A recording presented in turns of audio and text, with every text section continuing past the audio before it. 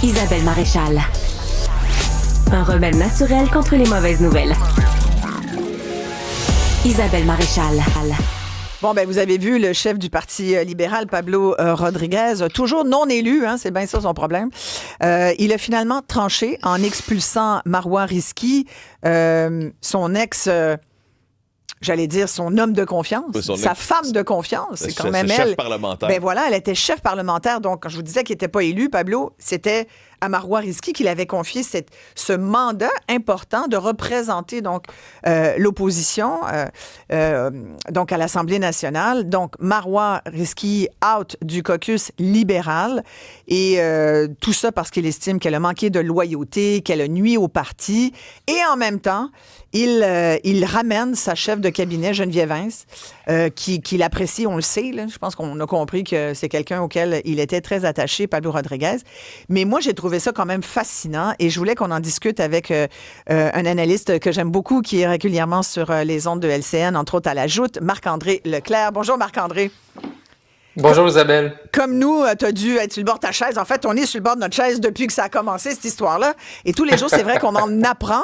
C'est drôle, je dis à la blague, on apprend plein de petits détails sur des affaires. Mais le gros, dans le fond, on n'est pas tellement au courant. À part l'affaire des textos, tout ce qui touche Marois Risky, Geneviève Vince, qu'est-ce qui a été dit à qui? Tout ce qu'on sait, c'est que Geneviève Vince poursuit aujourd'hui pour $1 demi-million Marois Risky, qui ne peut dire un mot puisque maintenant l'affaire est judiciarisée. Là, elle est expulsée par Pablo Rodriguez.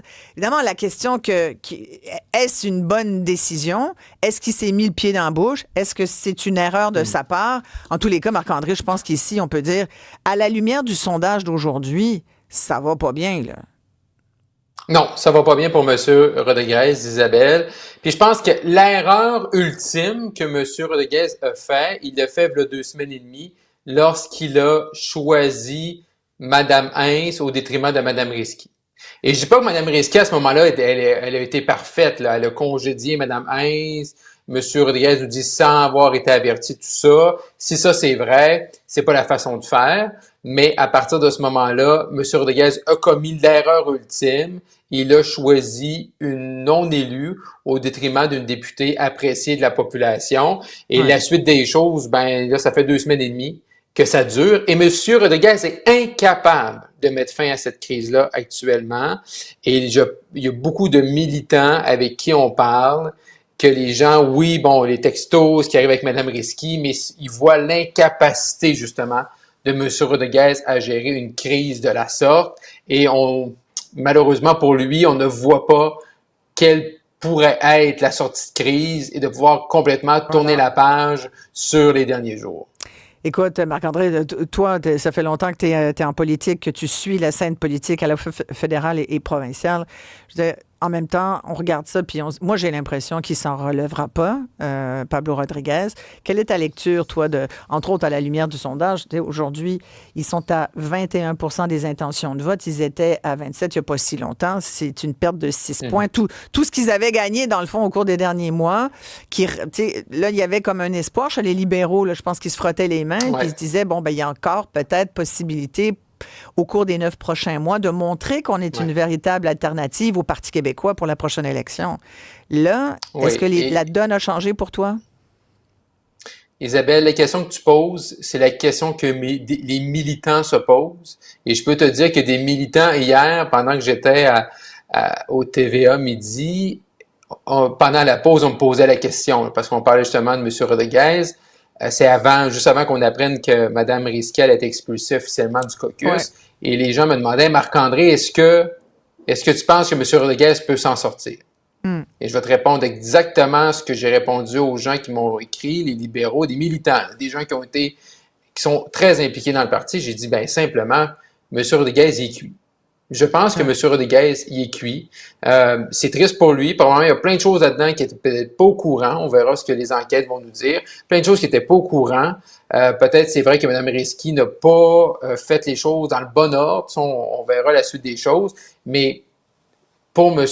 Rodriguez, l'image, là, c'est tellement fort, les images des 2 dernières semaines. Ça mène tellement dans ce que le Parti libéral du Québec essaie d'éviter depuis des années, qu'à un moment donné, cette image-là est tellement forte que c'est extrêmement difficile. Même si on dit, là, j'entendais Marc Tanguay, là, tu sais, 6 mois en politique, c'est une éternité. Oui, c'est vrai. Mais à un moment donné, quand tu es marqué au fer rouge, comme ce fut le cas au cours des deux dernières semaines, c'est très difficile de renverser la vapeur. Ouais, complètement. Et n'hésitez pas à nous donner vos commentaires, 1-877-827-2346. On en a reçu un bon. Quelqu'un nous demande la recette des brownies. Alors, merci C'est très, très bon. pour la question. Sinon, Pierre de la Rive-Sud qui dit « C'est dommage... » Là, tout le monde comprend la référence aux brownies. Faut-tu l'expliquer? Oui, ben, c'est les fameux textos là, qui alléguaient un Les fameux 100$ pour les votes. Ouais. Voilà. Voilà. Sinon, il y a Pierre de la Rive-Sud qui dit « C'est dommage, mais le Parti libéral n'est plus crédible du tout. » Marc-André, pourquoi est-ce que ça semble aussi profond comme choc? T'sais, on pourrait penser des fois que c'est un peu en surface, mais la perspective des gens, ça semble être au cœur du Parti libéral, là, la problématique, n'est-ce pas? Oui, parce qu'on a vu la commission Charbonneau, Bastarache également sur la nomination des juges. Il y a toujours eu ça, hein, ce nuage-là de corruption au sein des troupes libérales. Puis il y a bien des gens qui étaient au Parti libéral puis qui n'ont rien à se reprocher toutes les années qui ont été là, des élus, des ministres qui ont fait du bon boulot. Mais il y a eu cette perception-là qu'on avait parce que l'être humain oublie. On avait un peu oublié, puis on avait vu Mme Andelade, tu sais, M. Couillard, Mme Andelade, là, M. Rodriguez, on dit, bon, on va passer à autre chose. Là, on revenait dans un débat péquiste contre les libéraux, donc la CAQ mis de côté. Fait qu'à partir de tout ce moment-là, les gens disent, ben oui, c'est vrai, on préfère confiance au Parti libéral. Parce que ce qui fait mal également dans le sondage, Isabelle, c'est que chez les francophones, dans le dernier sondage, on s'approchait là, du 20 là, puis il y a quelques temps, les libéraux étaient à 4-5 Bang! On redescend à 10 chez les francophones. Ce qui a mis en furie beaucoup de circonscriptions. T'as vu le député Enrico Ciccone qui était prêt à kicker du monde? Oh. Écoute, moi, je pense que sa sortie, tu me diras ce que t'en penses, Marc-André, puis les gens, vous direz comme si vous l'avez entendu, mais il disait, hey, garde, s'il y a du monde, si vous êtes au courant d'affaires qu'on sait pas, dites-le-nous. Puis ceux à qui, là, ceux qui ont besoin d'un coup de pied dans le derrière, ben on le fera, puis on les mettra en dehors, parce qu'ils nous nuisent, ce monde-là. C'était vraiment... Moi, je l'ai pris comme le cri du cœur du député, tu sais, qui travaille fort. Il l'a même dit, on met des heures, on bûche, on essaye de revenir dans le cœur des électeurs, puis bang, il nous arrive des brownies, puis des histoires de fraude. Puis c'est pour ça que les gens... Tu disais, Fred, pourquoi c'est si profondément ancré? Bien, Marc-André l'a dit, c'est des années à avoir cette espèce d'aura négatif de parti où il y a toujours du fling-flang. Oui, mais Isabelle, encore plus choquant pour M. Ciccone, dans le sens où, lui, là, durant la course à la chefferie, là, il était whip. Donc, officier parlementaire, il restait neutre. Il a appuyé personne. Lui, il a même pas mis le petit doigt dans la course à la chefferie. Il a pas appuyé personne, il a pas vendu une carte de membre, il a pas donné 5 piastres. Lui, il était neutralité. Il s'en est pas mêlé de cette course-là. Lui, il a fait son travail, qui était d'être officier parlementaire, de gérer, de travailler sur les travaux à l'Assemblée nationale. Fait que monsieur, tu sais, Enrico Ciccone, lui, il est là, tout ça, tout le travail qu'ils ont fait pendant qu'il y avait une course à chefferie, tout ça tombe à l'eau. Tout le travail qui était fait depuis le 14 juin, depuis que M. Rodriguez est là, dans une course où il y a des députés qui n'ont même pas fait de campagne pour personne, qui devaient rester neutres. C'est extrêmement choquant et je peux le comprendre, là, hier. Mais d'un autre côté, ben, puis là, il voulait pas trop répondre à cette question-là. Est-ce que M. Ciccone est fier de son chef? Est-ce qu'il est fier de son chef à 100%? De la façon que c'est géré? De la façon que ça s'est fait? Puis tu sais, ce matin, Isabelle, là, quand j'en vois M. Tanguay, puis là, patiner là-dessus, puis Madame la députée Chemédé... Il soufflait quelques réponses à André Fortin. C'était quasiment cocasse. Ça, c'est l'ancien chef. Ouais. Mais là, les libéraux sont en train de dire « Ah, c'est la faute des médias. » Puis ça, c'est facile, mais tu sais, en politique, quand tu es rendu à dire ça, tu sais, la crise, là, veut dire, bon, je veux bien qu'ils sont fâchés peut-être contre le journal parce que les textos, mais tu sais, les journalistes ont travaillé, ils ont eu de l'information. Puis à un moment donné, faut arrêter là, les petites conspirations. Puis tout ce qui est arrivé avec Mme Risky, là, ça n'a pas rapport avec aucun journaliste. Là. C'est arrivé avec son avocat, ça a mis Mme Heinz dehors, si après ça, lui, il est expulsé. Donc, à partir de ce moment-là, là, je veux dire, les médias ont le dos large, mais il y a des limites. Là. Ouais. On a apparemment, Sébastien, tu me dis qu'on a un extrait justement de ce que disait ce matin Enrico Ciccone? Oui, possible de notre gang, parce qu'on est écœurés au caucus. Moi, personnellement, je suis tanné de ça. Parce qu'à un moment donné, ça va faire. Là. On est tous là-dedans indirectement. Moi, j'ai absolument rien à faire là-dedans. Puis, à un moment donné, c'est comme si, à tous les jours, il y avait une situation qui nous faisait mal. Puis nous autres, on mérite pas ça. Voilà, exactement. Ça, c'était hier, pendant la période des questions. Puis il était fru. C'est quand il dit « m'a fini », tu le laisses finir. C'est comme, tu dis hey, « moi, je l'ai vu, puis j'ai fait comme « OK, il n'est pas de bonne humeur. Il n'est pas de bonne humeur. » On comprend tellement la frustration au sein du parti quand on sait qu'il y en a qui militent de manière bienveillante. Bref, j'ai un commentaire qui vient de rentrer aussi. Ouais. Le problème au Parti libéral, dans le fond, c'est Louis de Lévis qui dit « La seule façon de s'en sortir est que la vérité sorte sur ce qui s'est passé au plus vite avec les noms et les preuves pour confirmer les actions. En ce moment, sans ces actions-là, sans ces preuves-là, ça fait juste faire mal et mener à sa perte. » Est-ce que justement, Marc-André, le fait d'arracher le diachylon là, d'un coup, non, mais c'est parce que je suis contente de ce commentaire-là, Fred, mais il y a 4 enquêtes, n'est-ce pas, Marc-André? Ouais. Puis là-dedans, il y a une enquête interne du PL là, avec le juge l'ex-juge Fournier. Fait que, tu sais, on peut pas faire ça. Là. C'est intéressant de la question de l'auditeur parce que, justement, ça nous force à expliquer il y a des enquêtes. Et ce qui, d'ailleurs, nous permet de redire, si ça n'a pas déjà été dit, moi, je l'ai dit ce matin dans mon commentaire à Mario Dumont, puis je les ai à SCN, mais comment peut-on nier 4 enquêtes quand on est Pablo Rodriguez, dont une qui a calé lui-même? Fait que, parce que là, dans le fond, c'est comme s'il faisait fi de ça, des conclusions des enquêtes à venir. Il y en a une de l'UPAC aussi, DGE, directeur général des élections. Fait que là, lui, il a décidé finalement que c'était Mme Hintz qui a raison puis Mme Risky qui a tort. Ouais. Fait que pourquoi on enquête d'abord? Non, mais c'est ça. Mais puis ça, c'est le même M. Rodriguez qui nous dit depuis le début qu'il ne sait rien. Fait que là, Mané, tu le sais ou tu le sais pas. Mané, il faut que tu te décides. Tu penses parce que qu'il là, hier, sait il nous finalement, dit, là? Il sait-tu quelque ben, chose? il en sait plus. Il en sait plus. Je veux dire, ça fait 2 semaines et demie, Isabelle. Là. Je veux dire, si tu étais chef du Parti libéral, là, tu penses que tu passerais pas 24 heures par jour à parler à tout le monde à faire des liens, là? Ben, complètement. Tu sais, Mané, M. Rodriguez, c'est comme si il était dans un canot, là, dans des rapides, puis il se laisse aller. Là. À un moment donné, tu poses des questions, ça fait 2 semaines et demie, tu as le temps de parler à bien du monde, tu as le temps de faire le tour, tu as le temps d'avoir des informations, il y a des gens qui t'appellent, c'est sûr qu'il en sait plus. Mais c'est ça qui est bizarre hier. Tu touches un excellent point, Isabelle. C'est qu'hier, il nous dit, ben là, Mme Hintz, elle va revenir. J'ai offert, elle va décider, elle va revenir.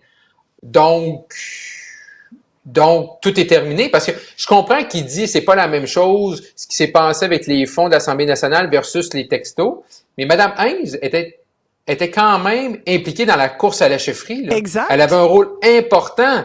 Fait que là, elle savait rien non plus là-dessus. Fait que là, tout d'un coup, il sait rien. Là, il en sait assez pour ramener Mme Hintz, mais c'est ça qui marche pas dans la, tu sais, qu'on dit sa gestion de crise ne fonctionne pas. Ben, c'est ça. Tu sais rien, tu sais, c'est assez, on ramène Mme Hintz, on la ramène pas, on expulse pas. C'est ça qui fait mal. C'est ça qui fait mal à M. Rodriguez depuis le début.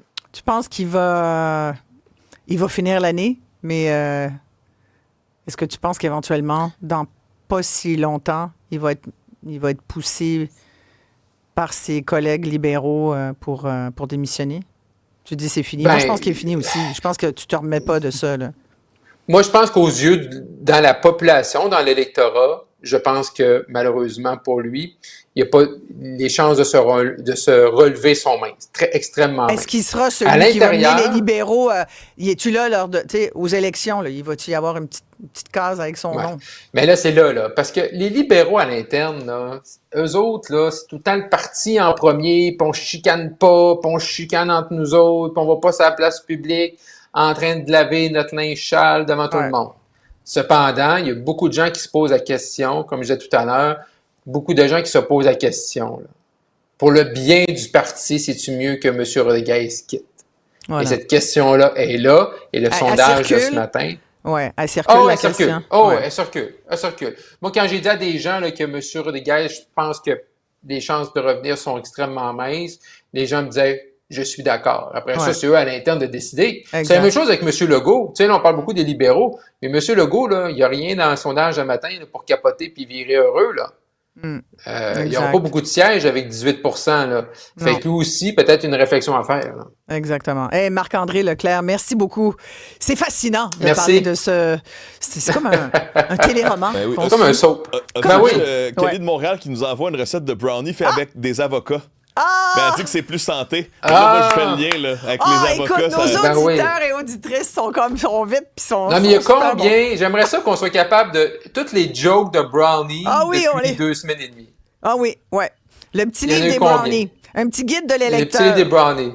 Ouais, exactement. Si vous écrire un prochain livre. Petite recette, un livre de recettes. Un livre de recettes politiques. Oh mon Dieu, c'est une bonne idée, ça, pensez-vous? Ça donne faim. Ça pourrait être très drôle. Merci, Marc-André. On va s'arrêter ici. On va revenir après la pause avec un sujet qui va beaucoup vous intéresser. D'abord, on a une exclusivité avec nous, le docteur Amir Kadir, qui vient d'être radié du Collège des médecins. Il va nous expliquer pourquoi. Il s'agit, entre autres, de ses interventions concernant, entre autres, la maladie de Lyme et des traitements antibiotiques de plus longue durée. Et nous avons également des témoignages de personnes qui sont atteintes, qui ont dû vivre avec la maladie de Lyme depuis les dernières années. C'est une maladie qui a été niée jusqu'à il n'y a pas si longtemps, qui n'était pas reconnue par la santé publique. Elle l'est depuis une couple d'années. Mais les traitements, personne ne s'entend encore là-dessus. Il y a, pendant ce temps-là, beaucoup de gens qui souffrent. Vous vous souvenez sans doute, en 2022, du suicide de la jeune Amélie Champagne.